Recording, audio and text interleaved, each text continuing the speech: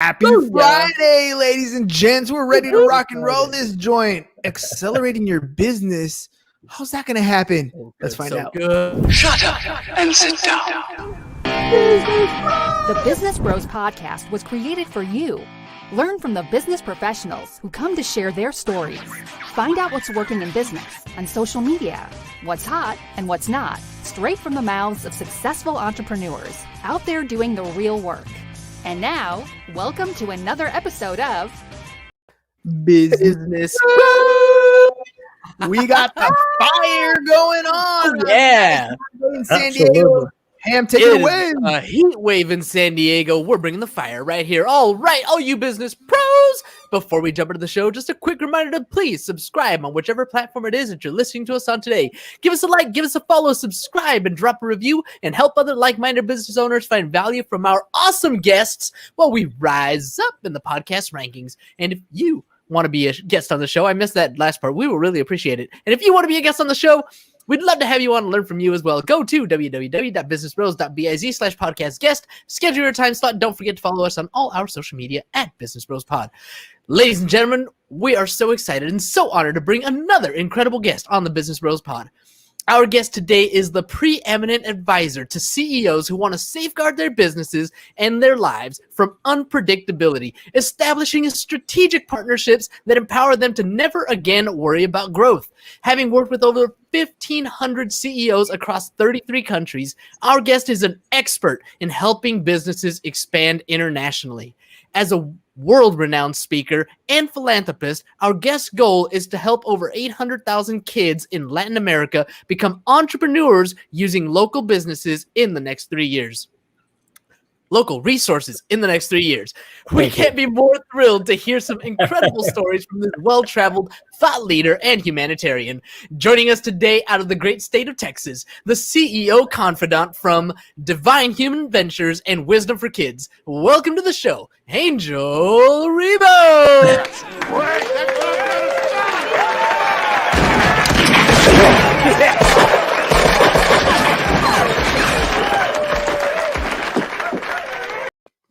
All right, Well Angel. done. Thank you so much. This has been probably one of the most amazing introductions ever in my life. Thank you so much for being who you are, guys. Thank you.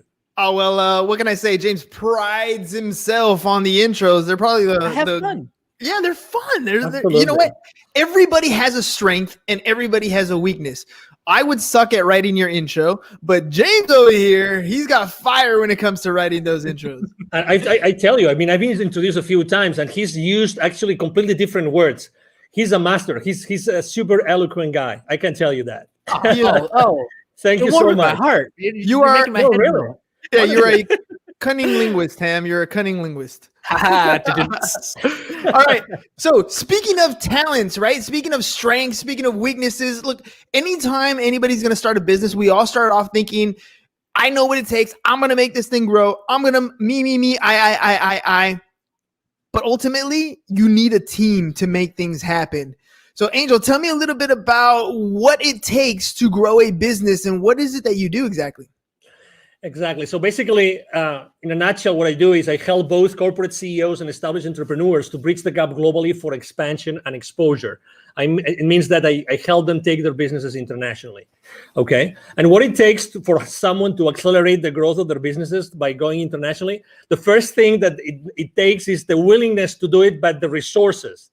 The resources. I've seen many times people wanting to go internationally, fully internationally, and they have not made their homework. They have not really taken into consideration what it takes to go internationally. Very often it happens to us entrepreneurs that if we have an offer online, we think, okay, so if we are super successful in the US, then going south of the border, we just translate our materials, our courses, whatever that is, and we're going to be successful. I hate to say no. No, there's many more things involved in going internationally, and you have to do your homework. And there's financial implications on the decision of going international. So you have to consider those implications. Let's hover here for a second, because we live in an age where the World Wide Web has literally shrunk the planet. We can have international quote unquote business going on from the living room or your basement or wherever you're talking about. So let's hone in on that. What do you mean when you're talking about growing internationally? Yes, so that's true. You can run your business from your home, and you have the worldwide, web, and you can go everywhere. But every single potential client in every single country, geography, culture thinks differently. You have to acknowledge that, and you have to really know what is going to drive a potential sale from another country. Okay, so being reactive, we might have clients from other geographies, but the reality is that talking to someone, let's say south of the border or north of the border, talking about the US, right? It's different. And you have to be, if you really want to be strategic and you really want to be successful, you have to do it differently. You have to think about it. Okay, so you can run your business from your home and you have the World Wide Web open, but there are things that you have to take into consideration from the point of view of the client. You have to talk to the client differently on every culture. Remember, we are separated, even sometimes even trying to go, let's say I have a business in Texas and I really want to be successful in taking my business to another state. That there are cultural differences, right? That huge. Someone in Utah is different from someone in Texas, right? And everybody knows that. So if you really want to be successful, does it make sense to consider the differences between selling in Utah and selling in Texas? Of course it does. And you spoke about in the introduction, you actually mentioned something, which is, are you partnering with the right people? Probably if you want to go international, or even, as I said before, to another state, what about partnering up with someone who's already there, who's already aware of those differences, that can help you be more effective in conducting business in that area? And this is very often a blind spot that people forget. So, okay, it's easy to run your business from your home, but be mindful, be aware of the differences. What kind of differences should we be looking for when we're first starting out? Because there are so many. Like you said, there's cultural differences, there's currency differences, there's tax treatments. There's all kinds of things that we can think about when we're talking about those differences. But what are some of the first things that we should kind of pay attention to? So that's why go step by step. Going internationally right out of the gate, I don't think is the right thing to do, unless you only go internationally to a specific area because you know that there's a need for that there, and you know that the people there are going to buy from you. Unless that's the case, it's scaling up by accelerating the growth of your business by going international. It means that you have already had to establish your business somehow. That's very important. Okay, so initially, I don't recommend anybody doing that unless, again, that's going to be your number one strategy. So if that's your number one strategy, you have to really know what these people want. Okay, the people in this area, what do they want? So you have to really speak with these people over there. Sometimes we tend to think, oh, it's extremely difficult. No, it's very easy.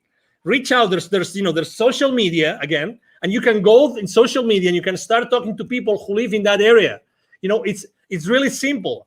There's something in the entrepreneurial world, in the startup world, there's something called a minimum viable product. You've probably heard this thousands of times, right? Mm-hmm. So when you start your business, you probably have a minimum viable product or service that you want to offer to your audience, right? So the first thing you have to do is, if you want to go international, start talking to your audience about what you want to do. And I start asking them, hey, if I was to launch this product, sell it there, or this service, would you be willing to buy from me? And what would be the kind of service or product that you would buy from me, in that particular, area of expertise that I have? So that's the first thing. Talk to your market early on your business strategy. And sometimes, and I think that's probably, we are all to blame, for this, which is we try to be perfectionists. We try to be like, we have all the responses, all the answers before we do anything else. There's one business mantra. There's one mantra I use with every single one of my clients. I've been using for the last 5 years since I started my own business, which is take imperfect action now. Take imperfect action now. Hey, Don't worry about anything else. You only need yourself, and you need to start reaching out to the people in the market, in the place where you want to start selling your products or your services. That's it. Start talking to them and start making mistakes. Start making mistakes. There's no such thing as the perfect sales pitch, the perfect service, the perfect product. There's only the thing that you reach out to the potential buyers and you know what they think, and keep on making, keep on perfecting your pitch, keep on perfecting your product and your service. Really, that's the first step. Take imperfect action now. I love that. I love that because it's absolutely true. I talk about that all the time about taking action, and you have a choice. You can do it or you cannot do it. And I think the people who sit back and try to wait till it's 100% perfect are the ones who struggle. I forgot what book I read it in, but they were talking about, I think it was Mentor to Millions. And what they were saying was most successful people wait until they have about a 70% of a plan, right? After that, they put it into action because there's nothing else you can predict. At that point, you have something that's viable that'll take you in the direction that you want to go. Will it get you to the destination? Probably not. But you're moving forward and you're not stagnant and stuck in one particular situation or at worst, not taking any action, right? When I remember reading or learning about Disney, and they were opening up in China, I think it was China or Japan, I'm not sure exactly, but they were out there in the East. And when they went out there, they opened up operations right away, just like they had done in Florida, just like they had done in Disney. And they didn't take into consideration some of the cultural differences and had to restructure some things. So, acting on a plan is first and foremost. When you're talking to CEOs or different people who are ready to take that next scale, right? What's some of the fears that they have or some of those hesitations that prevent them from taking action? Well, it's always uncertainty. When you're stepping into, uncharted territories, everybody is, okay, is that going to work? How long is that going to take? There's always uncertainty. But again, there's uncertainty in everything that we do in life. So, and we still take action. So the first thing is uncertainty. And they need to know they always ask me, what are the chances that this kind of service or product is going to be successful? And I would like to share something. And this piece of information, it came from, there's the number one entrepreneurial program as far as college degree goes in the country is from a school in Massachusetts called Babson College, okay? Mm-hmm. They're very well known. You probably heard of them. Consistently, the number one entrepreneurial program, actually not only in the country, but in the world most of the time. Okay, so I was talking to the director of the accelerator, and that was 4 or 5 years ago. And she was telling me, Angel, 5 years before, so 10 years ago, it would take probably a few $100,000s for any technology, any startup to make a difference in the world. I'm talking about 5 years ago. Today, 5 years ago, only $15,000 to $20,000 was the amount of money that some startups had as a seed money to start disrupting the world. The point I'm trying to make is more and more often we see that the amount of money needed to make a difference in the world is lower and lower, is smaller and smaller. So what's the difference? The difference is that today there's so much technology out there that we can scale up any service or any product in the market like fast, like really, really, really fast. So again, going back to the same thing, take imperfect action now. You really don't need so much time or so much money. What you need to do is to make sure that you start proof testing your value proposition, your product or your service in the market as soon as possible. So you can start burning, those early stages, and you can start, perfecting your product and your service. And you realize that, and you eventually see, you see the future with a level of uncertainty which is much higher. Again, to your question, it's uncertainty, but how do we lower the level of uncertainty? It's just by taking action, by start connecting with the market and start exposing our value proposition in the market. You have a ton of energy, and I love that because Thank you. when people come on the show, it's not always as exciting when the other person doesn't have energy, but that Thank you. fuel comes from somewhere, right? Yeah. Why did you get into this particular space? I mean, it sounds like Thank you're you. ready to take on business and scale things at your own rate, and yet you took Thank a you. different approach. Why that approach? Why what you're doing? Why is it what you're doing gives you so much energy? Well, probably because, well, number one, I would say first of all, because of my father, probably because my father is a super positive guy. Extreme. I mean, back in Spain, he's right now 80 years old. He's going to be 81 this year, alive and kicking. He's still working on business. He's always been like that model for me, like always super positive. He's made a lot of he's set up and grown a lot of businesses, both nationally and internationally. He's made a lot of mistakes, but you know what? He was always in that mood, always. And every time he was being asked, he was always, his first statement, he was always, I am so blessed that I have been able to help these hundreds of families, these hundreds of people with the families behind them. And that's the legacy. That's his legacy. So I think that this, flame that I have inside of me is because I really like to share my experience with people. And I was born to do this. I was born to, originally, both my mom and my dad come from very humble origins, really humble origins. Still my family has a ranch in the north of Spain. That's where we come from, the Ribo family, but that doesn't mean that I couldn't do many other things. So I always had this flame inside of me of leaving a legacy, of teaching others. I love teaching. I love training. I love sharing my experiences. That's why I'm so involved with the local community here in Dallas. I'm invited to, the startup weeks, startup weekends. I'm invited to be jury sometimes. I'm very involved with business incubators and accelerators here, just because I like to share. I like to share, and it's a decision. It's a decision. It's my decision if I wake up in the morning and I show up to the world in one way or another, and that's my decision. That's my option. That's who I am. It's a Friday evening, right? I have had so many calls this week. I have talked to so many people. I've had so many face-to-face meetings. But you know what? I am loving this interview, and I could be, and right now, if you told me, hey, Angel, you have to mentor, 20 people in a coaching call within 30 minutes, I'm gonna do it. I'm not gonna lie to the audience. How long ago did you offer me to be on your show? True. It was yesterday evening. So Exactly. less than 24 hours. Less than 24 hours. And I was super excited. I said, yes. You know why? Because I always say, why not? Why not? If there's a single person in your audience right now who can benefit from what I'm saying, oh my God, the day has paid off.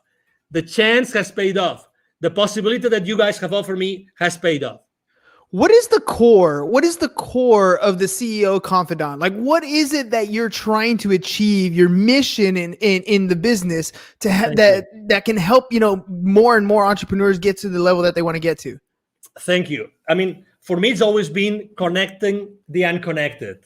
And actually, I'm going to tie this to my nonprofit, connecting the unconnected. I've always, obviously, as you can imagine, I'm so grateful to God that He gave me this energy, this passion that I can, I have been able to help a lot of high-level executives throughout my life. That's a blessing. Probably this energy has helped me a lot. But this has only helped me enough as far as this helps me to make the world a better place. Okay? That's why, it reached a point in 2016 in which it was very clear to me that I had also, the reason why I had lived in Latin America for so many years and I had done business in Latin America for so many years is because I had to be exposed to those areas where so many underprivileged kids live. And you know what I'm talking about. I'm talking about in Latin America alone, in 2012, according to UNICEF numbers, 81 million kids live in poverty. 81 million kids. 22 millions don't have drinking water in their house. 22. And that was 2012. Can you guess after COVID? Can you guess what happens? How many millions right now? Significantly worse. Exactly. So, and that means the total population, so that you have you have a frame of reference. the total population of kids in 2012 in Latin America was 170 million. 170 million. Okay, 170 million. So put that in perspective. So right now, probably it's going to be 90, maybe 100 million kids in Latin America who live in poverty. Yeah. So that's why, what's my mission? I've always feel that I keep on developing and helping so many high-level executives and established entrepreneurs, because at the end of the day, what I have to do is I have to be able to have so many stories, and I have to be able to connect all those high-level executives with those entrepreneurs that have still so much to learn. And I know that if it's not me, who's going to teach them entrepreneurship? Who's going to inspire them? Who is able to bring all those lessons I learn every single day with these so powerful CEOs? Who else is going to take them to those kids in need? So that was my answer. Yeah, no, that's a beautiful answer, because you're absolutely right. I mean, we look at what we see in poverty just right in front of us, right? When we drive down the freeway, when we're in our local communities.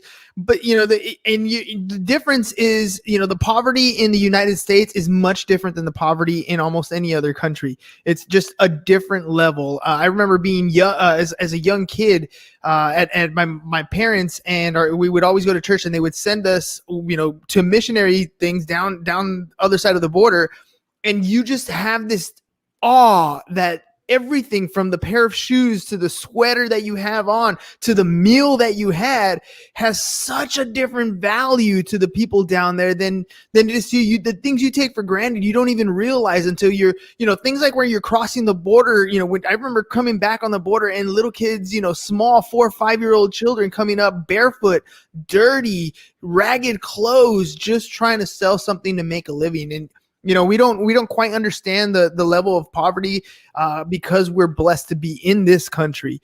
But you're absolutely right.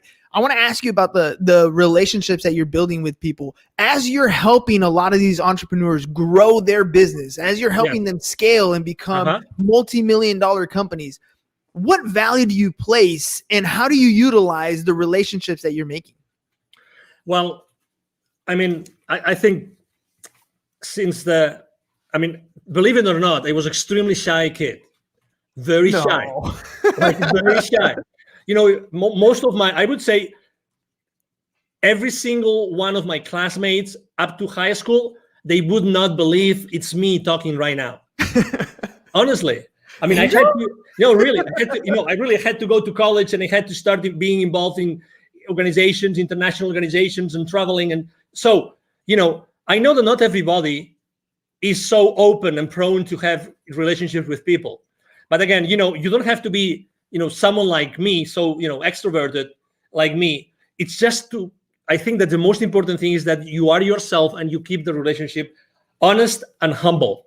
Mm-hmm. Honest and humble, and from that point, I like to use, gratitude, humility, and acceptance as 3 of my top values that I like to share this with my team all the time when we have our weekly meetings and when we have our one-on-ones. Gratitude, humility, and acceptance are 3 very big values for me. So I think that those values help you a lot to develop those relationships. And out from those relationships, it's like, as you know, I'm very active on LinkedIn, and I have very, very large following and very active there. I post every single day, large high engagement from my audience. And it's the same thing when I start relationships with people in there that they don't know me of anything. I start from a very humble way. I'm not the guy that's going to send you 5 consecutive messages as soon as I say accept.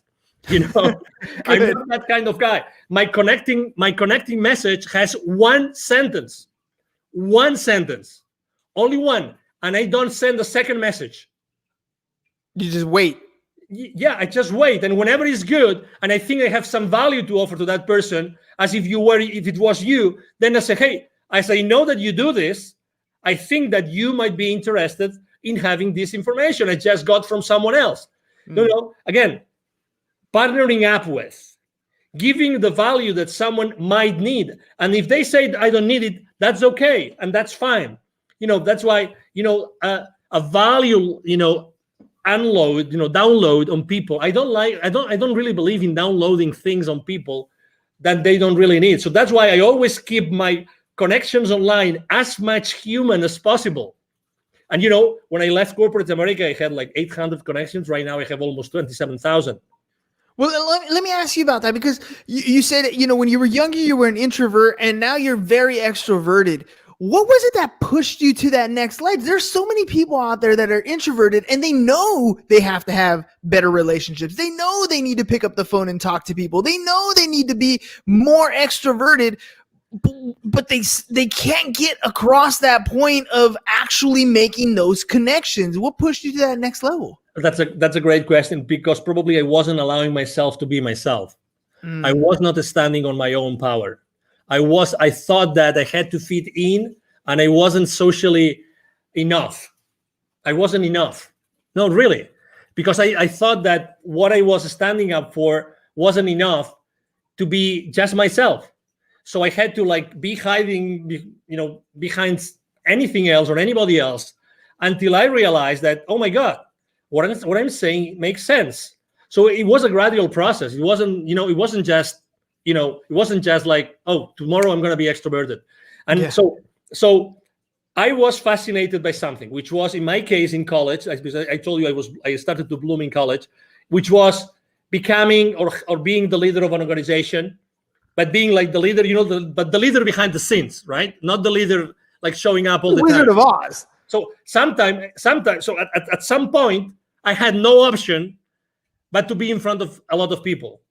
And then suddenly, everything was going well, and I was, leading that organization in my college and everything. But there were issues. So I have to tell you that realizing that not everybody is going to like me actually helped me to be stronger. I realized that I didn't have to fit in. I realized that I have to be myself and always be myself. So I had a completely 100% certain place where I could go back and pull up the rest of my life. You know what I mean? Yeah, because if you're pretending to be someone else, you don't have that place of safety. But when you're always yourself, when you're always standing on yourself, on your grounds, then you have that place of power. And I have to also tell you, I remember the most dramatic situation in my life was actually that I got married. My first marriage was in 1996, still in Spain. And I unfortunately didn't work out, and I only was married for 5 months. Oh. And I'm not gonna disclose the circumstances, but let's say it was like being backstabbed, like big time. And I got married with my college sweetheart. Oh, come on. Now you're leaving all the meat on the bone here. Now we gotta know what's going on. No, but let me tell you, I remember as if it was now. I had to drive back. When I found out what my wife was doing, and I confronted her that night, and I will never forget that night, when I confronted her that night, and she told me yes, I remember taking my car the following morning and going and driving to where my parents lived. I remember that both my mom and dad were waiting me, they were living at the 6th floor, they were waiting for me, and I started crying like a baby on my mom's arms, at my mom's arms, saying, can't believe it. I don't know. How can my life collapse? What did I do wrong? I had the car, we had an apartment together. We had all those projects together, the perfect job. We had this beautiful house in the mountains to go to ski. Everything was perfect. But suddenly, boom, so you thought. Boom, and not even 1 year, like 5 months, 6 months. I felt betrayed. You name it. I tried to save my marriage, and I immediately said, okay, let's go to a counselor. But unfortunately, the other party wasn't there. So I said, okay. So the rest of my life starts here today. Yes.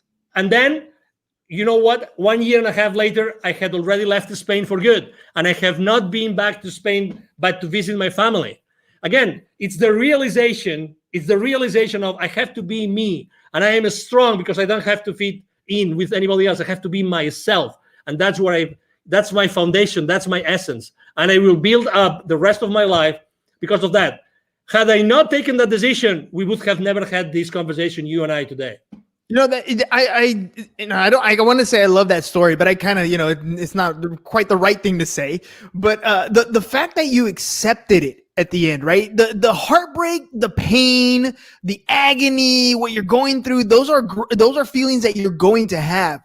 But at some point, no matter what happens in your life, good, bad, or indifferent, you have to accept that tomorrow the sun's going to rise. Tomorrow is another day, and every day you have that choice to make something happen. You can dwell in it, you can live in it, you can wallow in sorrow and feel sorry for yourself for as long as you can. But every day that happens is another day that you're not fulfilling whatever dream is that you want to achieve. You're hurting yourself by allowing yourself to live in that position for too long.